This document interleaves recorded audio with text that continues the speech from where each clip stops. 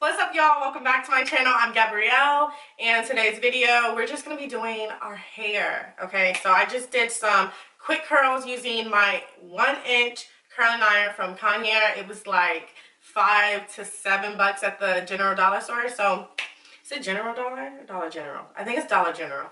Anyways, it was basically close to $1 as you can get. So I just did my go-to loose curls with some trim bangs, and you guys are going to see me cut these bangs. They're just like extremely easy. I didn't have shears. I normally don't have shears. I just use regular scissors, but I'm just like so good at doing it at this point that it just goes by hella fast. This unit that I have in right now is from Longqi, I believe. Longqi. Yeah, Longqi Hair Company. This is their body wave texture, and this is pretty much 4 bundles. When I tell you guys that like I stacked the tracks on this wig, like I wanted it super thick, so that's why I ended up using just about all 4 bundles.